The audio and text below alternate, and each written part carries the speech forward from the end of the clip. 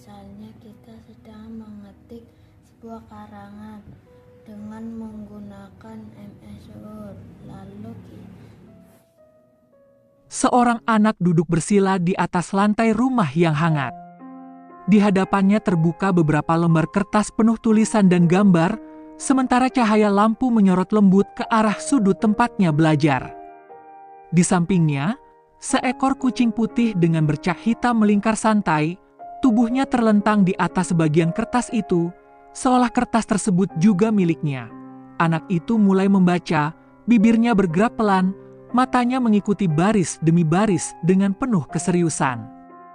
Sesekali, tangannya menunjuk bagian tertentu, berusaha memahami apa yang sedang dipelajari.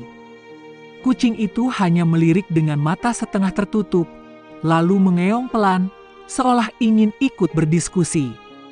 Anak itu tersenyum tipis, lalu menepuk kepala kucing itu dengan lembut. Heningnya suasana membuat suara gesekan pensil di atas kertas terdengar jelas. Kucing itu menggeser tubuhnya sedikit, memperlihatkan perutnya yang empuk, lalu menggeliat dengan manja. Anak itu menahan tawa kecil, takut mengganggu keheningan yang telah tercipta di antara mereka. Tangan kirinya menulis, sementara tangan kanannya tetap sesekali mengelus bulu halus yang terulur di dekatnya. Tiba-tiba, kucing itu berdiri, melangkah pelan melintasi kertas-kertas itu, dan duduk tepat di tengah lembar soal.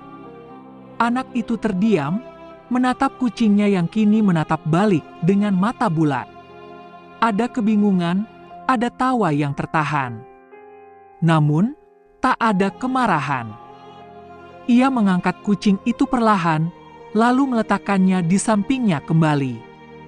Dan kucing itu menuruti, seolah mengerti bahwa temannya sedang berusaha menyelesaikan sesuatu yang penting. Waktu berjalan, namun tak terasa. Kebersamaan mereka menciptakan keheningan yang tidak membosankan. Anak itu melanjutkan belajar, kini membaca dengan suara lebih jelas.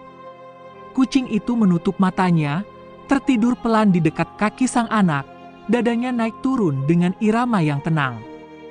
Kehadirannya memberikan rasa nyaman yang tak bisa dijelaskan dengan kata-kata.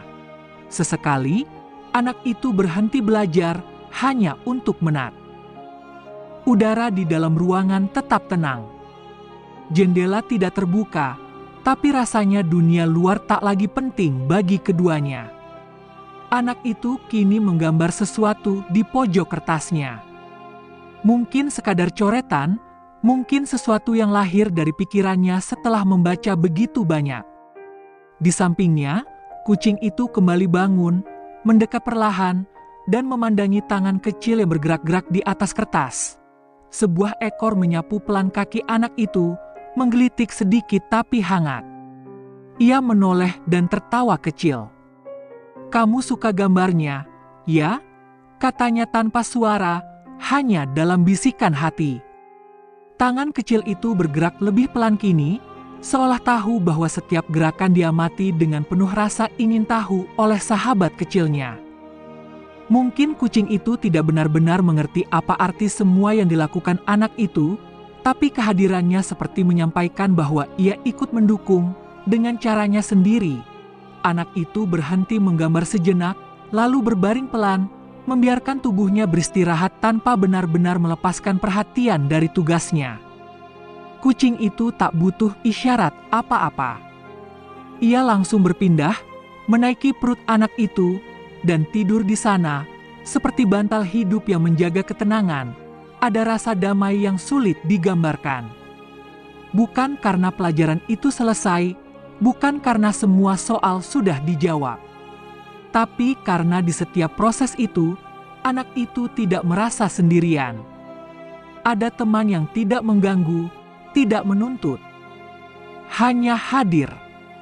Diam. Setia. Mengisi ruang tanpa suara tapi penuh makna. Waktu terus berjalan, dan kertas-kertas itu perlahan mulai berantakan. Namun tak ada rasa panik.